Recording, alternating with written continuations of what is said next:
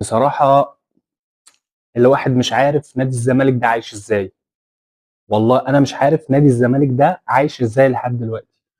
الراجل رئيس الاتحاد الدولي بتاع الفيفا هيستقيل بسببنا. هيستقيل بسبب الزمالك، خلاص هيسيب الشغلانة وهيروح يبيع حواوشي بسبب نادي الزمالك. كل يومين قضية وكل يومين مشكلة، احنا سمعتنا بقت زي الزفت في الفيفا. يعني بصراحة انا مش فاهم مجلس الإدارة قاعد بيعمل ايه. الدنيا رايحة على فين؟ احنا كل ما بنلعب ماتش دلوقتي بنلاقي تاني يوم ايقاف قيد.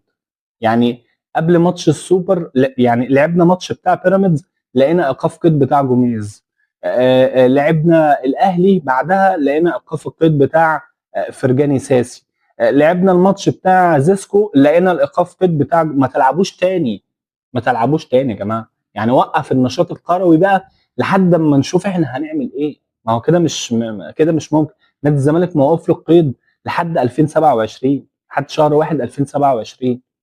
يعني كده انت كل لاعب معاك حتى لو امكانياته لا تسمح، انت مضطر ان انت تحافظ عليه عشان انت كده ما عندكش قيد. الله اعلم القيد ده هيتفك ولا الدنيا هيحصل فيها ايه. بس بصراحة الوضع دلوقتي يعني حرام. الواحد جاله كرش نفس من اللي بيحصل. موضوع ايقاف القيد بقينا بنسمعه كأن حاجة عادية بتحصل، كأن ايقاف قيد نادي الزمالك ده عادي، الدنيا هتمشي، هندفع الفلوس والدنيا هتمشي. بس لا، الموضوع كده افور.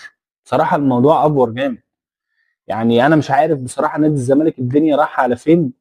خلونا النهارده ان شاء الله في حلقه مهمه جدا على اليوتيوب، استنوها نتكلم فيها عن تفاصيل ايقاف القيد واخبار تانية تخص نادي الزمالك. من فضلك اعمل فولو واعمل لايك للفيديو، واستنوني على اليوتيوب النهارده ان شاء الله.